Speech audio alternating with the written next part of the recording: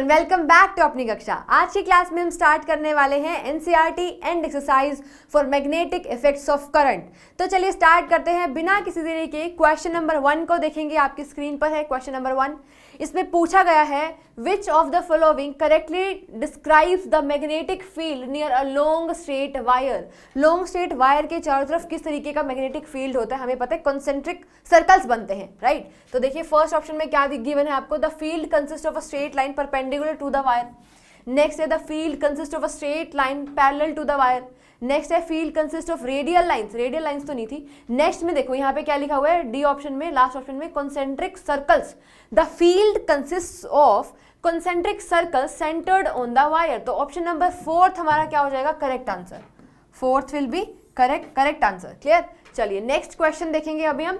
Next question is the phenomenon of electromagnetic induction is. Electromagnetic induction जो है वो कौन से फिनोमिनन के ऊपर बेस्ड है। तो यहाँ पे हम देखेंगे जो हमारा थर्ड पार्ट है, जो थर्ड ऑप्शन गिवन है वो क्या है, प्रोड्यूसिंग इंड्यूस्ड करंट।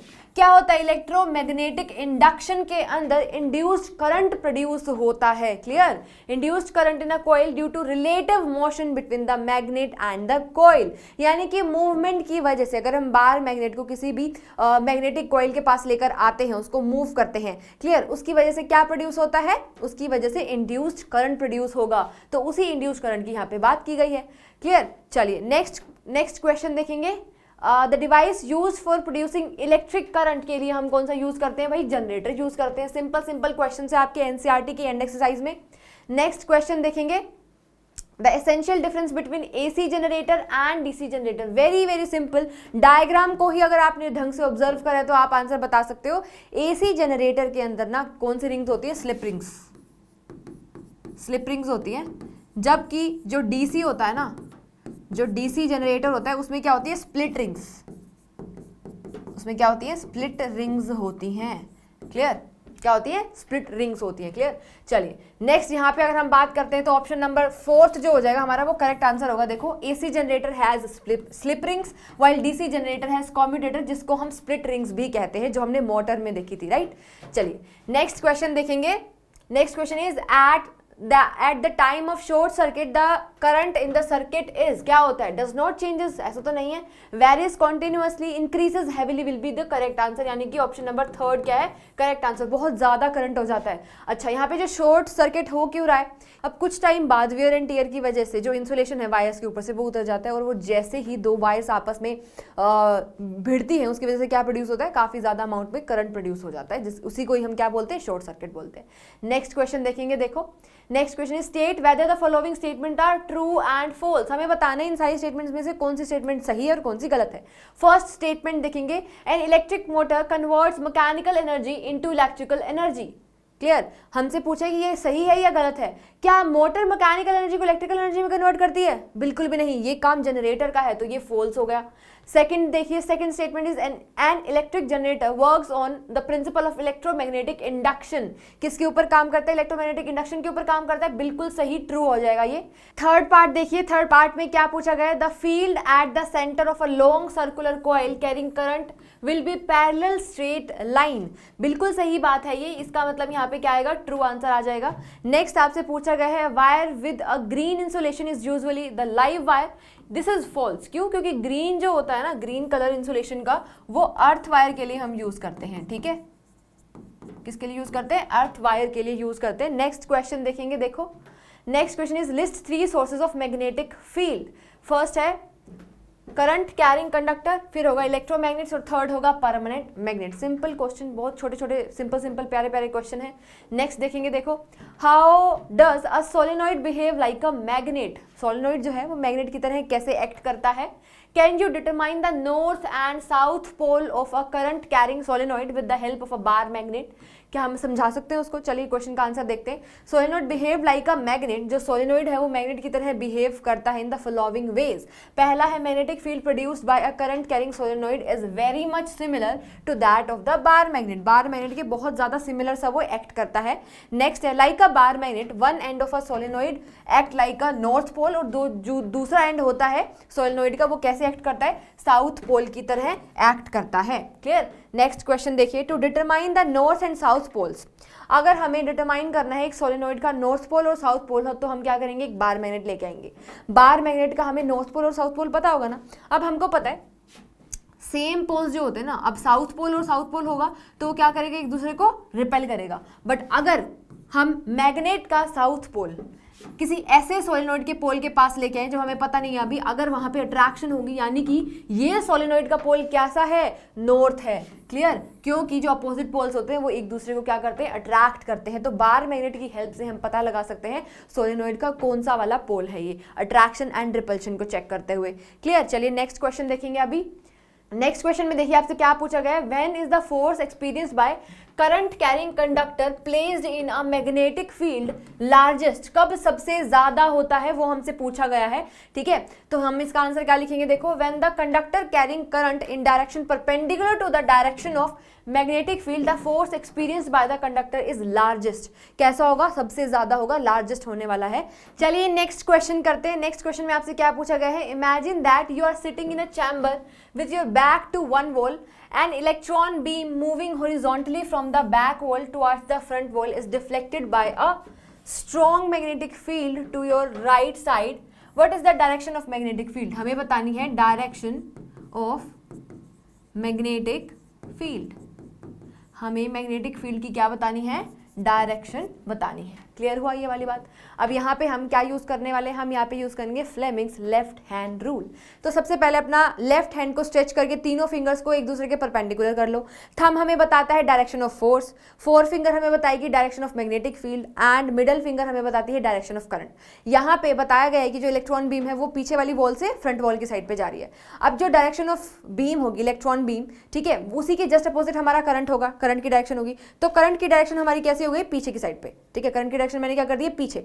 अब यहाँ पे हो क्या रहा है, हमें बता रखा है कि जो डिफ्लेक्शन हुई है ना वो राइट साइड पे हुई है, और डिफ्लेक्शन यानी कि फोर्स कौन है, ये थंब, तो इसको राइट साइड पे कर दो। जैसे इसको राइट साइड पे करेंगे और जो करंट है वो पीछे की साइड पे, बैक साइड पे हुआ, तो जो ये फिंगर है हमारी फोर फिंगर, वो हमें क्या बता रही है, ये फोर फिंगर हमें बता रही है हमारा मैग्नेटिक फील्ड। तो मैग्नेटिक फील्ड क्या है यहाँ पे, डाउनवर्ड। देखो वर्टिकली डाउनवर्ड हमारा मैग्नेटिक फील्ड आने वाला है, तो इसका आंसर क्या आ जाएगा, डाउनवर्ड। क्लियर, सिंपल सा था, हमें बस फ्लेमिंग्स लेफ्ट हैंड रूल यहाँ पे लगाना था, तो हमारा आंसर क्या आ जाएगा, वर्टिकली डाउनवर्ड। ये कुछ थ्योरी है, बस आपका कॉन्सेप्ट यही है जो मैंने अभी आपको लगा के दिखाया। इसका आप स्क्रीनशॉट ले सकते हो, थोड़ा सा एक्सप्लेन करके आना, इस तरीके से लिख के आ जाना बस। ठीक है, चलिए नेक्स्ट क्वेश्चन देखने वाले हैं। नेक्स्ट क्वेश्चन में आपसे पूछा गया है, draw the label diagram of electric motor. तो इलेक्ट्रिक मोटर और इलेक्ट्रिक जनरेटर दोनों ही काफी ज्यादा इंपॉर्टेंट टॉपिक्स हैं। ठीक है, आपको इन दोनों के डायग्राम्स तो आने ही आने चाहिए। क्लियर, देखिए इसके अंदर आपसे एक तो डायग्राम बनाने को बोला है, दूसरा पूछे एक्सप्लेन इट्स प्रिंसिपल। प्रिंसिपल पूछी है, वर्किंग पूछी है, तो वर्किंग को तो हम लिख लेंगे क्योंकि हमने कॉन्सेप्ट समझ रखा है। ठीक है, इस चैप्टर की वीडियो जरूर देख लेना एक बारी। ठीक है, उसमें आपको एनिमेशन के थ्रू भी जनरेटर एंड इलेक्ट्रिक मोटर को बीच बीच में समझाया गया है। ठीक है, तो यहाँ पे देखो एक्सप्लेन इट्स प्रिंसिपल। प्रिंसिपल तो इलेक्ट्रिक जनरेटर का भी आना चाहिए, मोटर का भी आना चाहिए, दोनों का आना चाहिए, तो ये तो पूछते हैं। वर्किंग आना चाहिए, डायग्राम आना चाहिए, ठीक है, और साथ ही साथ इसका प्रिंसिपल भी आना चाहिए। तो अभी हम यहाँ पे देखने वाले इलेक्ट्रिक मोटर का, उसमें हमने क्या लिया, देखो इस केस में हमने मैग्नेट ली है, इस मैग्नेट का ये नॉर्थ पोल है and this is south pole. ठीक है, ये डायग्राम आपके एनसीईआरटी से उठाया गया है। ये सर्किट कंप्लीट कर दिया है। यहाँ पे ये जो ली है ना दो रिंग्स, इनको हम क्या बोलते हैं, ये है हमारी स्प्लिट रिंग्स। स्प्लिट रिंग्स हैं ये। ठीक है, अब इनको कनेक्ट किया गया है ब्रशेस से। इसको हम ज़्यादा डिटेल में नहीं पढ़ेंगे क्योंकि हम इसको चैप्टर के अंदर ढंग से पढ़ चुके हैं। क्लियर, तो यहाँ पे क्योंकि आपको आता है, आप वीडियो देख के आओ, मैं पहले से एज्यूम कर रही हूँ। ठीक है, ये हमारे क्या है, कार्बन ब्रशेस। ये कार्बन ब्रशेस है। ठीक है, एक्स एंड वाई, ये एक्स है और ये क्या है, वाई है। क्लियर, अब यहाँ पे देखो, यहाँ से कनेक्टेड है एक आर्मेचर कॉइल ABCD। क्या कनेक्टेड है, armature coil ABCD। This is A, this is B, this is C and this is D। Clear, अब यहाँ पे हमको यूज करना है फ्लेमिंग्स का left hand rule. Fleming's left hand rule को यूज करते हुए हम क्या बताने वाले हैं, यहाँ पे किस तरीके से मूवमेंट होने वाली है। तो यहाँ पे देखो, जो डायरेक्शन ऑफ हमारा मैग्नेटिक फील्ड होती है वो क्या होती है, from north to south, north to south होती है। अब यहाँ पे फिर से अपना लेफ्ट हैंड निकालेंगे हम। ठीक है, यहाँ पे मैग्नेटिक फील्ड की जो डायरेक्शन है वो क्या है, देखो फ्रॉम नॉर्थ टू साउथ है। और जो करंट की डायरेक्शन है, करंट की डायरेक्शन क्या होगी, करंट जा रहा है from A to B, A to B move कर रहे हैं, यानी कि अंदर की साइड पे जा रहे हैं, तो हमारी जो मूवमेंट होने वाली है, जो फोर्स लगने वाला है, जो वो कहाँ लगेगा, नीचे की साइड पे। तो यहाँ पे फोर्स आएगा नीचे की साइड पे, ये कॉइल जो है AB वो नीचे की साइड पे मूव करेगी, ठीक है। अब यहाँ पे करंट इस तरीके से आया। अब यहाँ पे अगर हम देखें CD के अंदर, CD आर्म के अंदर अगर हम देखेंगे तो हमारा जो करंट है वो बाहर की साइड पे आ रहा है, ठीक है। Magnetic field from north to south होता है, और जो डायरेक्शन हो जाएगी हमारी फोर्स लगने की वो क्या हो जाएगी, अपवर्ड। तो ये वाली कोइल ऊपर मूव करेगी, ये कपल फोर्स यहाँ पे लगने वाला है, एक नीचे लगेगा एक ऊपर जाएगा, ठीक है। इस तरीके से रोटेशन होती जाएगी। तो यही क्या थी, हमारी वर्किंग थी किसकी, इलेक्ट्रिक मोटर की, ठीक है। अब साथ ही साथ इसका एक बार प्रिंसिपल देख लेते हैं, आप एग्जाम में किस तरीके से लिख के आओगे, ठीक है। तो यहाँ पे देखो, इलेक्ट्रिक मोटर को पहले डिफाइन करना कि होता क्या है। The device use to convert electrical energy to mechanical energy, electrical energy को मैकेनिकल एनर्जी के अंदर कन्वर्ट करने के लिए हम क्या यूज करते हैं, इलेक्ट्रिक मोटर को यूज करते हैं। Electric motor is used in fans, machine etcetera. इसका प्रिंसिपल क्या है, works on the principle of force experienced by the current carrying conductor, ठीक है, in a magnetic field. Two forces in the opposite sides and equal and opposite are applied, ठीक है। उसी को ही हम क्या बोलते हैं, कपल फोर्स बोलते हैं। Since they act in different lines, they bring rotation motion, ठीक है, जिसकी वजह से क्या होती है, रोटेशन। एंड ये जो कॉइल है वो रोटेट होने लगती है, जिसकी वजह से क्या होगा, इसकी रोटेशन की वजह से क्या प्रोड्यूस होने वाला है, यहाँ पे मैकेनिकल वर्क यहाँ पे ये प्रोड्यूस कर सकती है। क्लियर। चलिए नेक्स्ट क्वेश्चन देखेंगे। अभी हम नेक्स्ट क्वेश्चन हम यहाँ पे देखने वाले हैं, name some devices in which electric motor are used. कौन कौन से ऐसे डिवाइसेस हैं जिनके अंदर हम इलेक्ट्रिक मोटर को यूज करते हैं। पहला इलेक्ट्रिक फैन, वॉशिंग मशीन हो गया, mixer grinder, blender, computer, MP3 player etcetera, इन सब के अंदर हम क्या यूज करते हैं, इलेक्ट्रिक मोटर को यूज करते हैं।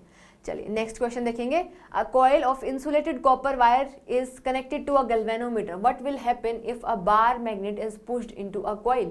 क्या होगा जब हम, डिफ्लेक्शन देखने को मिलेगी, सिंपल सी बात है। जब हम बार मैग्नेट को कॉइल के अंदर पुश करेंगे, पुश इन करेंगे तो क्या होगा, डिफ्लेक्शन देखने को मिलेगी गैल्वेनोमीटर के अंदर। Withdraw from inside the coil, coil से बाहर निकालेंगे तो भी डिफ्लेक्शन देखने को मिलेगी, but in opposite direction. Clear, direction यहाँ पे मैटर करती है, बिल्कुल अपोजिट डायरेक्शन में डिफ्लेक्शन देखने को मिलेगी। नेक्स्ट है held stationary inside the coil, फिर कुछ भी देखने को नहीं मिलेगा अगर स्टेशनरी है तो। क्लियर। चलिए नेक्स्ट क्वेश्चन देखेंगे। Two circular coil A and B are placed close to each other. If the current in the coil A is changed, will some current is induced in coil B? बिल्कुल सही भाई, current तो produce होगा, यही तो हमने पढ़ा था, ठीक है, बिल्कुल होगा। Yes, some current will be induced in the coil B when the current current is changed in coil number A. Some current is induced in the coil B due to the change in current in coil A. The magnetic field line linked with coil A and coil B get changed. This set up a induced current in coil B. यानी कि coil B के अंदर क्या produce होने वाला है, induced current produce होने वाला है। क्लियर। चलिए नेक्स्ट क्वेश्चन देखेंगे। Next question is state the rule to determine the direction of magnetic field produced around a current carrying conductor. ठीक है, हमें रूल बताना है, क्या यूज करते हैं, स्ट्रेट करंट कैरिंग कंडक्टर है तो उसके लिए हम यूज करते हैं हमारा राइट हैंड थंब रूल। अब राइट हैंड थंब रूल को हम एक्सप्लेन कैसे करेंगे, किस तरीके से डिफाइन करेंगे, वो भी हमें आना चाहिए। If the current carrying conductor is held in the right hand such that the thumb point in the direction of current, then the direction of curl of our fingers gives the direction of magnetic field. क्या मतलब हुआ, देखो ये हमारे पास कोई wire है, ठीक है, करंट कहाँ जा रहा है, ऊपर की साइड पे जा रहा है, ऐसे हमने रखा। अब फिंगर्स का जो कर्ल है ना, फिंगर्स जिस साइड पे कर्ल हो रही है तो वो हमें क्या बता रहा है, डायरेक्शन ऑफ करंट बता रहा है, यानी कि sorry direction of magnetic field बता रहा है। तो हमारा डायरेक्शन ऑफ मैग्नेटिक फील्ड कौन बताएगा, कर्लिंग फिंगर्स। क्लियर। चलिए एक बार फिर से रीड कर लेते हैं इसकी डेफिनेशन को, हम प्रॉपर्ली आपको लिख के कैसे आना है। देखो, right hand thumb rule, if the current carrying conductor is held in right hand, right hand he use करना, प्लीज लेफ्ट हैंड में वायर को इमेजिन करके मत करना, तो दिक्कत हो जाएगी आपको, ठीक है, आपका आंसर गलत आएगा। सच that the thumb points in the direction of current, then the direction of curls of the finger give the direction of magnetic field. Next देखिए, फ्लेमिंग्स लेफ्ट हैंड रूल हमें क्या कहता है, stretch the forefinger, central finger and the thumb of left hand mutually perpendicular to each other. ठीक है, left hand में हमने क्या किया था, हमने तीनों फिंगर्स को एक दूसरे के परपेंडिकुलर रखा। ठीक है, अब यहाँ पे हमें बताना है कि थंब क्या बताता है, फोर फिंगर क्या बताता है, और हमारी मिडिल फिंगर यहाँ पे क्या समझा रही है हमें। ठीक है, तो यहाँ पे देखिए, left hand mutually perpendicular to each other, if the four finger points in the direction of magnetic field, the middle finger in the direction of current, then the thumb points in the direction of force, in the conductor. Clear, वही सब चीजें हैं, बार बार जब हमें concept पता है, हमें लगाना आता है, तो हम इस चीज को थ्योरी में तो लिख ही सकते हैं। नेक्स्ट है, देखो नेक्स्ट आपसे क्या पूछा गया है, current induced in a coil due to its rotation in magnetic field.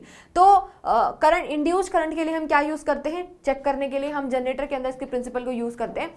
ठीक है, तो यहाँ पे हम यूज करते हैं फ्लेमिंग्स राइट हैंड रूल। तो फ्लेमिंग्स राइट हैंड रूल भी कुछ नहीं है, सेम ही है, उसमें भी हम ये तीनों फिंगर्स को यूज करते हैं, stretch the thumb, four finger and central finger of the right hand mutually perpendicular to each other. If the forefinger points in the direction of magnetic field, thumb in the direction of motion of the conductor, then the middle finger points in the direction of current induced in the conductor. Clear? तो इस चीज को हम इस तरीके से theory में explain कर सकते हैं। जो बी पार्ट था, देखो force experienced by the current carrying state conductor placed in a magnetic field. ठीक है, सिंपल सी बात है, ये इसी प्रिंसिपल को हम यूज कहाँ पे करते हैं, मोटर के अंदर भी यूज करते हैं। तो वही चीज यहाँ पे आपसे पूछी गई, तो यहाँ पे हम फ्लेमिंग्स लेफ्ट हैंड रूल लगाने वाले हैं। ठीक है, स्क्रीनशॉट ले लो, फिर हम नेक्स्ट क्वेश्चन पे जंप करेंगे। चलिए नेक्स्ट क्वेश्चन देखते हैं। नेक्स्ट क्वेश्चन में आपसे पूछा गया है, explain the underlying principle and working of electric generator by drawing a label diagram. तो इस क्वेश्चन के अंदर सबसे पहले आपको लेबल डायग्राम बनाना आना चाहिए। डायग्राम इलेक्ट्रिक मोटर और जनरेटर दोनों का ही इंपॉर्टेंट है। ठीक है, उसके बाद हमें वर्किंग आनी चाहिए और फिर इसकी साथ ही साथ कंस्ट्रक्शन भी आनी चाहिए। कंस्ट्रक्शन भी आपसे पूछी जा सकती है। तो ये यहाँ पे आपके पास किसका डायग्राम है, हमारा इलेक्ट्रिक जनरेटर का। यहाँ पे हमने दो क्या ले रखी हैं, मैग्नेट्स ले रखी हैं।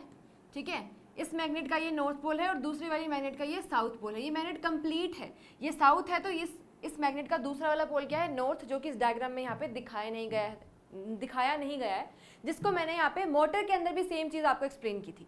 ठीक है, अब यहाँ पे हम देखेंगे, हमें पता है मैग्नेटिक फील्ड की डायरेक्शन कहाँ होती है, फ्रॉम नॉर्थ टू साउथ होती है, ये बात हमको पता है। क्लियर, यहाँ पे ABCD जो है हमारी, ये ABCD हमारी क्या है, आर्मेचर कॉइल है, जो एक मैग्नेटिक फील्ड के अंदर हमने रखी हुई है।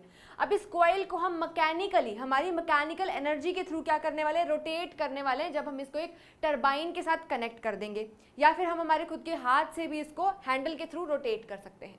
अब जैसे ही हम इसको रोटेट करना स्टार्ट करेंगे, तो मैग्नेटिक फील्ड जो है यहाँ पे, number of magnetic field lines यहाँ पे जो पास होने वाली है वो चेंज होंगी, जिसकी वजह से इंड्यूस करंट प्रोड्यूस होने वाला है। यानी कि जो मेन बेसिक प्रिंसिपल है इलेक्ट्रिक जनरेटर का, वो क्या है, इलेक्ट्रोमैग्नेटिक इंडक्शन। क्या है, किसके ऊपर बेस्ड है ये, इलेक्ट्रोमैग्नेटिक इंडक्शन के ऊपर बेस्ड है। क्लियर, ये बात हमको क्लियर है। ठीक है, ओके। अब यहाँ पे जैसे ही हम इसको टरबाइन के थ्रू आर्मेचर कॉइल ABCD को रोटेट करेंगे, तो number of magnetic field lines change होंगी, जिसकी वजह से क्या प्रोड्यूस होने वाला है, इंड्यूस करंट। ठीक है, इतना प्रिंसिपल तो हमें समझ में आया। अब जो इंड्यूस्ड करंट है ना, उसकी डायरेक्शन हमें पता लगानी है। अब इंड्यूस्ड करंट की डायरेक्शन पता लगाने के लिए हम यूज करते हैं फ्लेमिंग्स राइट हैंड रूल। क्या यूज करते हैं, फ्लेमिंग का कौन सा वाला, राइट हैंड रूल को हम यहाँ पे यूज करने वाले हैं। अब फ्लेमिंग राइट हैंड रूल को यूज करने के लिए हम क्या करने वाले हैं, यहाँ पे सबसे पहले हमारे राइट हैंड को, ध्यान रखना, राइट हैंड की तीनों फिंगर्स को आपस में परपेंडिकुलर करके स्ट्रेच करेंगे। मैंने इसको याद करने के लिए आपको एक ट्रिक बताई थी क्लास में, फादर मदर चाइल्ड। ठीक है, जो फादर का F है वो क्या रिप्रेजेंट कर रहा है हमें, वो रिप्रेजेंट कर रहा है फोर्स ऑफ डायरेक्शन। M क्या रिप्रेजेंट कर रहा है, मैग्नेटिक फील्ड की डायरेक्शन, और C रिप्रेजेंट कर रहा है इस केस में हमारे पास इंड्यूस्ड करंट की डायरेक्शन। अब जैसे ही मैंने इसको रोटेट किया, आर्मेचर कॉइल को जैसे मैंने यहाँ पे रोटेट करना स्टार्ट किया, तो AB जो कॉइल है वो ऊपर की साइड पे मूव जब करेगी इस तरीके से, तो फोर्स कहाँ लग रहा है, ऊपर की साइड पे, फोर्स ऊपर है, राइट। थंब क्या दिखा रहे हैं, ऊपर की साइड पे फोर्स लग रहा है। अब ये बताओ मुझे मैग्नेटिक फील्ड की डायरेक्शन कहाँ है, फ्रॉम नॉर्थ टू साउथ। तो ये हो गया हमारा फोर्स की डायरेक्शन, मैग्नेटिक फील्ड की डायरेक्शन नॉर्थ टू साउथ हो गई। अब ये जो हमारी मिडिल फिंगर है ना, ये बता रही है डायरेक्शन ऑफ इंड्यूस्ड करंट। ये देख सकते हो आप, इस तरीके से अंदर की साइड पे जा रहा है, तो इंड्यूस्ड करंट की डायरेक्शन कहाँ होगी, फ्रॉम A टू B। ठीक है, अंदर की साइड पे हमारा क्या जा रहा है, करंट। अब इस तरीके से यहाँ पे जाएगा, हमें पता है। अब ये कहाँ पे आना चाहिए, फ्रॉम C टू D, यानी कि बाहर की साइड पे हमारा CD वाली जो आर्म है कॉइल की, उसमें डायरेक्शन क्या होगी इंड्यूस करंट की, आउटवर्ड होगी। क्यों लगा के देख लेते हैं। देखो, जब मैं AB को ऊपर कर रही हूँ तो CD कहाँ जा रही है, नीचे, तो फोर्स CD के ऊपर कहाँ लग रहा है, नीचे की साइड पे, तो फोर्स की डायरेक्शन क्या है, डाउनवर्ड। कर दो इसको डाउनवर्ड।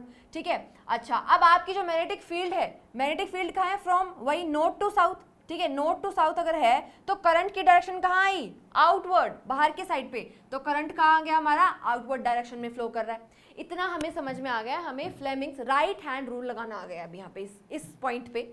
अभी हमको ये देखना है कि यहाँ पे इसकी कंस्ट्रक्शन के अंदर कुछ और पार्ट्स भी यूज किए गए हैं, जैसे इलेक्ट्रिक मोटर के अंदर यूज किया गया था आपका स्प्लिट रिंग्स, पर यहाँ पे यूज की गई है स्लिप रिंग्स। क्या यूज किया गया है, स्लिप रिंग्स, ठीक है। अब स्लिप रिंग्स क्या होती है, कंप्लीट रिंग्स होती हैं, और जो मोटर के अंदर हमने यूज की थी स्प्लिट रिंग्स, वो इस तरीके से स्प्लिटेड थी, उनके बीच में क्या था, गैप था, ठीक है, उसको क्या बोलते हैं, कम्यूटेटर भी बोलते हैं। अब ये कंप्लीट रिंग्स है। अब ये जो एक फर्स्ट वाली रिंग है हमारी, जिसको हम स्लिप रिंग R1 बोल रहे हैं, R1, एंड ये क्या है हमारी, R2 है। R2 जो रिंग है वो कनेक्टेड है कार्बन ब्रश B2 से, ठीक है, और जो R1 स्लिप रिंग है वो कनेक्टेड है कार्बन ब्रश B1 से।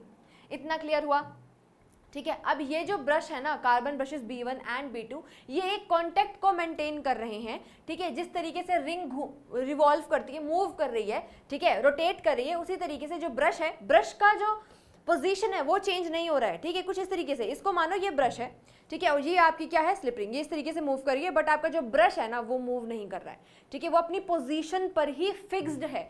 इसका मतलब B1 एंड B2 की पोजीशन हमारे पास क्या हो गई है, फिक्स हो गई है। ये एक इंपॉर्टेंट फैक्टर था, ठीक है। अब यहाँ पे अगर हम करंट की डायरेक्शन देखते हैं, देखो करंट हमारा कहाँ गया, A से B में, फिर C से D में, कहाँ आया, बाहर की साइड पे, आउटवर्ड डायरेक्शन में। सबसे पहले कहाँ गया, ये जो हमारी वायर है, CD वाली वायर, ये कनेक्टेड किसके साथ है, R2 रिंग के साथ। तो सबसे पहले करंट आया R2 में, R2 से गया इस साइड पे, और फिर इस साइड से जाके, और फिर से B1 ब्रश के अंदर एंटर, यानी कि R1 रिंग, ठीक है, स्लिप रिंग 1 के अंदर एंटर करके फिर से कहाँ पे गया, A से B के थ्रू, यानी कि इनवर्ड डायरेक्शन में हमारा इंड्यूस्ड करंट की डायरेक्शन हुई, ठीक है।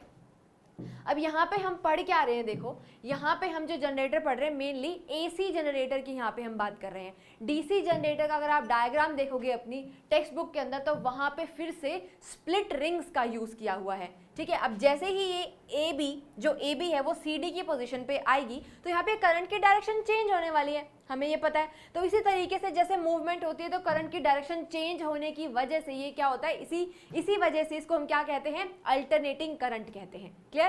तो इस चीज को हमने समझ लिया। एक बार प्रिंसिपल को देख लेते हैं, देखो किस तरीके से अगर एग्जाम में आएगा तो कैसे आपको लिख के आना है। देखो प्रिंसिपल क्या है, देखो इसका, the electric generator is based on the principle of electromagnetic induction. किसके ऊपर बेस्ड है, इलेक्ट्रोमैग्नेटिक इंडक्शन के ऊपर बेस्ड है। When a coil is rotated with respect to the magnetic field, the number of magnetic field lines through the coil changes। जैसे जैसे हम कोयल को रोटेट करेंगे तो नंबर ऑफ मैग्नेटिक फील्ड का जो नंबर है वो भी क्या होगा, चेंज होगा, जिसकी वजह से क्या बनने वाला है, इंड्यूस्ड करंट बनने वाला है। और उसकी जो डायरेक्शन होगी वो कौन बताएगा, फ्लेमिंग्स राइट हैंड रूल हमें बताता है। क्लियर? चलिए नेक्स्ट देखेंगे अभी हम।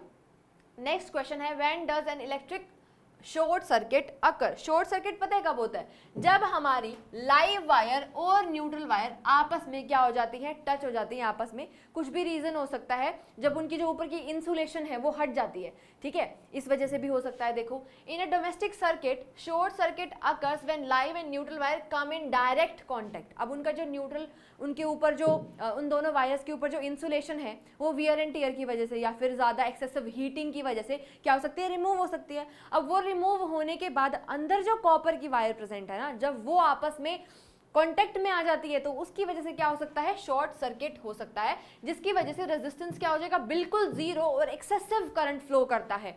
ठीक है, यहाँ पे देखिए जो रेजिस्टेंस है वो क्या हो गया, zero, and excessive current starts to flow through it. Clear? चलिए नेक्स्ट क्वेश्चन देखेंगे। नेक्स्ट क्वेश्चन है, what is the function of earth wire. ये पूछा जा सकता है आपको। इलेक्ट्रिक डोमेस्टिक सर्किट का जो फ्लो चार्ट है, जो डायग्राम बनाया हुआ है, वो भी आपको आना चाहिए। देखिए किस तरीके से एक्सप्लेन करके आओगे एग्जाम में अगर आता है तो। और इसके साथ क्या पूछा हुआ है, why is it necessary to earth metallic appliances. जितने भी मेटेलिक अप्लायंसेस होते हैं जिसमें मेटल बॉडी का यूज किया जाता है, उनकी अर्थिंग बहुत ज्यादा इंपॉर्टेंट हो जाती है, ठीक है, हमारे खुद के प्रोटेक्शन के लिए। देखिए किस तरीके से एक्सप्लेन करेंगे। Earth wire is a safety measure. Earth wire क्या है, एक सेफ्टी मेजर है that provides a low resistance conducting path to current. ठीक है, लोअर रेजिस्टेंस का पाथ प्रोवाइड करता है वो, ताकि हमारी बॉडी के ऊपर, हमें, हमारी बॉडी भी तो कंडक्टिंग है ना, ठीक है, अगर एक्सेसिव करंट उस अप्लायंस के बॉडी के ऊपर है, हम उसको टच करेंगे, हमारी बॉडी के अंदर पास होगा और हमें बहुत ज़्यादा दिक्कत हो सकती है, ठीक है, डेथ भी हो सकती है इन रेयर केसेस, ठीक है। तो यहाँ पे अगर हम देखें तो sometime due to excessive heat and wear and tear live wire come in direct contact with the metallic cover of that appliance, ठीक है, कोई भी अप्लायंस है, जब उनका जो भी वायर्स हैं, न्यूट्रल वायर्स हैं, लाइव वायर्स हैं, जब उनकी इंसुलेशन उतर जाती है और जब वो मेटेलिक बॉडी के कांटेक्ट में आते हैं तो वो चार्ज को ट्रांसफर कर देते हैं किसके ऊपर, उस अप्लायंस के सरफेस के ऊपर, और जैसे ही हम उस सरफेस को टच करेंगे तो हमें भी करंट लग सकता है, ठीक है, which can give a electric shock on touching them. To prevent from the shock the metallic part is connected to the earth through a 3-pin plug due to which the current flows to the earth at the instant there is a short circuit। जैसे ही short circuit होता है वैसे ही जो earth wire है वो सारे के सारे एक्सेस करंट को जो उस अप्लायंस के सरफेस के ऊपर आ चुका है उसको कहाँ भेज देती है, अर्थ के अंदर भेज देती है। यही काम होता है हमारी अर्थ वायर का। It is necessary to earth metallic appliances because it ensure that if there is any current leakage in the metallic cover the potential of the appliance become equal to that of the earth। यहाँ पे सारा खेल potential difference का है, ठीक है। अब जहाँ पे भी एक्सेस होगा करंट वो फ्लो करना चाहेगा तो क्या करेंगे, पोटेंशियल डिफरेंस के कॉन्सेप्ट को यूज करते हुए सारे के सारा करंट कहाँ पे चला जाता है, हमारे अर्थ के अंदर चला जाता है। तो इस चैप्टर का ना ये आपका लास्ट क्वेश्चन था, ठीक है। तो आई होप आपको सारे के सारे क्वेश्चंस समझ में आए होंगे। Thank you for watching this video.